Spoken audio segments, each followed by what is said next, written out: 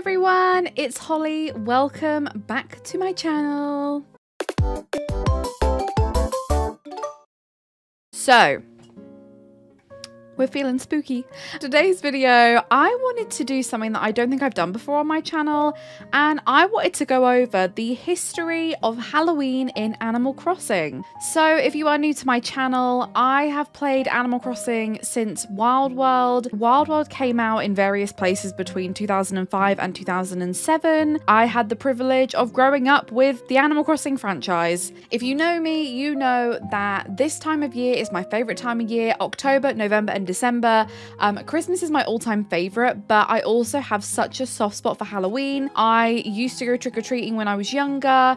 I didn't get into the party Halloween scene when I got a little bit older. However, I do indulge in pumpkin-shaped things. I love when companies come out with ghost biscuits and cookies, and I really indulge in all the fun things this time of year. I don't know what it is. And I've also enjoyed Halloween in the Animal Crossing franchise, and it has varied from game to game. And in this video, I want to go through the history of Halloween. Before I get into it, I just want to make a disclaimer that I don't own the footage that is going to be used in this video.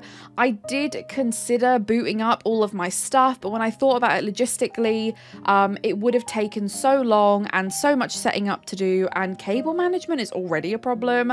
I don't need more cable management issues, okay? But all of the footage I use, I will credit down in the description, so please go across, give that video a like, give them some love, and yeah. The first game in the Animal Crossing franchise was Animal Forest. Now, this came out on the Nintendo 64, early 2000s, I think 2002, around that time.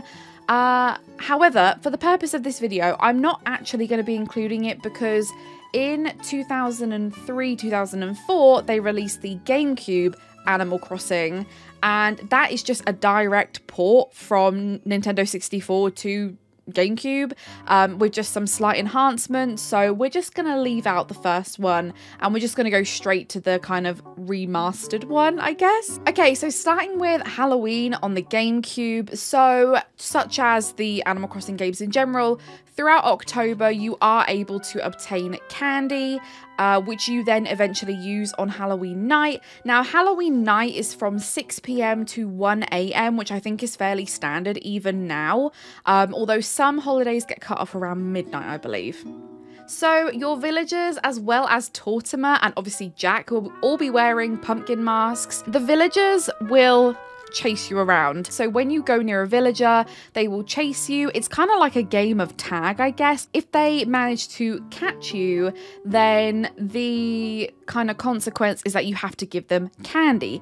Now, if you give them candy, that's fine. They let you go. You are free to roam around until you bump into the next villager. However, if you don't have any candy on you, maybe you forgot, maybe you didn't realize, they actually pull a trick, and that trick is that they will turn an item in your inventory into a distressed item. So some of the examples are like a patched shirt or an old wall or something like that. So just distressed items that aren't the most cool and funky and fresh. And I think the reason why it was sort of good to do this option is because you could also get Jack-in-the-Box furniture from doing this. So it was kind of weighing up risk and reward, but then I guess you would just walk around with not much in your inventory apart from candy. But yeah, also Tortimer would give you a little mini replica of Katrina's tent, so you could put it in your house, which I think is really cool. In terms of the basic spooky furniture, you would just need to speak to Jack and he would give you the spooky furniture. And you can keep speaking to him to get the items. He does move though every now and again, so from kind of what I've seen, most people kind of dart around, get candy, go back, get candy, go back. But yeah, that is Halloween in the GameCube version. Okay, so moving on to the next installment in the Animal Crossing franchise is Wild World. Now, this is quite a sad story, but unfortunately, Wild World did not have Halloween or Christmas or Toy Day. And there were a lot of there's a lot of speculation as to why. It could have been because they couldn't localize all the all the different occasions. So I think the only big one is New Year's, because more or less every country that it was released in celebrated New Year. And I don't know how I didn't clock this. Maybe I just didn't realise, but yeah. Unfortunately, Halloween and Toy Day did not exist. So moving swiftly on. Moving on to the next installment in the Animal Crossing franchise, we have City Folk, or Let's Go to the City, depends where you are in the world. I will say now, this is probably my favourite Halloween in all of the games. I feel like City Folk is an unsung hero. Not many people liked it, not many people raved about it. Some said it was like a direct Wild World port to the Wii. I really loved it. So I am a City Folk fan. I thought it was really fun. I think it's probably why I remember this one the most. So Halloween in City Folk was, you would have some villagers outside, some villagers would be in their homes. The ones on the outside would be wearing masks. The ones on the inside would just be wearing their normal kind of outfits. This was kind of a flip of what happened in the GameCube Animal Crossing, because instead of you going and kind of getting tricked by your villagers, instead you would go and play tricks on them. So this is where Gracie Grace, the giraffe fashion designer extraordinaire NPC, comes into play. So all throughout October you would be able to purchase a witch's hat and I think a witch's outfit from her, which you could then use on Halloween night. However, you didn't actually have to use these. You could use things like a sailor's hat and a sailor's outfit, a firefighter's hat and a firefighter's outfit. As long as they were part of a set and they were kind of like fancy dress or dress up, then you were more or less okay. However, the villagers that are roaming around on the outside can also, just like in the GameCube version, play tricks on you by like turning your inventory upside down. Again, the villagers outside will chase you a little bit, and the best way to tell between a villager and Jack, because they all look the same, is that Jack will not chase you. He stays fairly stationary, or he just sort of roams in a certain area. And yeah, I think this is my favorite one because it's like a perfect mix. It's like you can trick, you can treat, like it's very back and forth. And I also really like the risk element. And yeah, that is Halloween in City Folk. So next up in the Animal Crossing franchise is New Leaf. And I think this is probably the one that most people have played. If they have played any previous Animal Crossing games, it was on the 3DS. And yeah, this one had a lot of very interesting mechanics. This one actually felt more like chock full of things to do.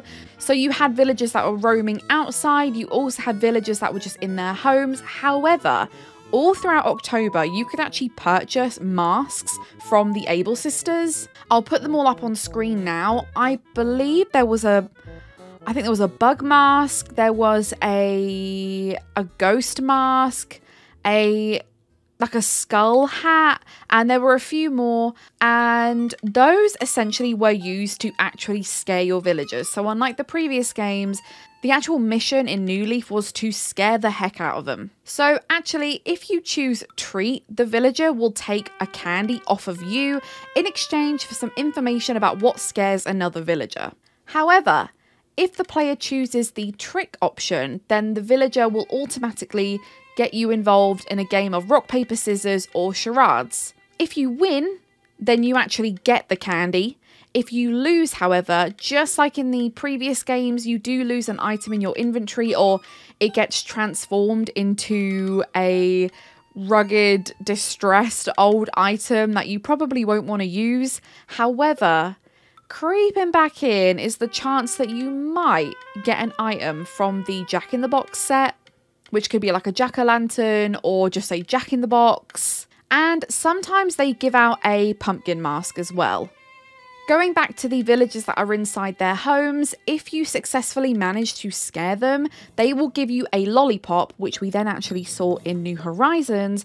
They will give you a lollipop. You can take it to Jack. He will give you an item from the Spooky series, or if you're extra lucky, he will actually give you a bit of furniture from the Creepy set. So the Spooky series is like very orange, very pumpkin-y, quite kind of in your face, very fluorescent. However, the Creepy set, from memory, there was a tombstone, a cauldron, a crystal ball, just some really fun Halloween items. I feel there were more Halloween mechanics in New Leaf. I think there were kind of more things to maybe do and a little bit of risk, and I liked how you had to kind of get the masks, figure out who was scared of what, and then go off and scare them. All in all, Halloween is a really fun time of year in Animal Crossing. In New Horizons, it's really fun, and this year we've had more Halloween items added that we can obtain. There's a really cute like pumpkin cutout looking thing, and yeah, there's just a couple more items.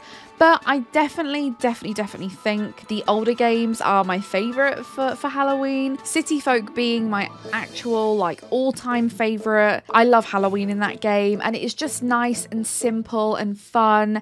Whereas New Leaf, I guess you just get a lot more mechanics introduced, and I quite like the simple. Do I scare? Do I trick? Do I treat? That's for me. That's a bit of me, that is. So everyone, I hope you have enjoyed looking back in the past at some of the older Animal Crossing games and what Halloween meant in them. If you have any questions or anything at all, please let me know in the comments down below. If you would also like one for Toy Day, let me know and I'd be happy to do one. But until next time, have a happy Halloween, and I will see you in the next video. Bye!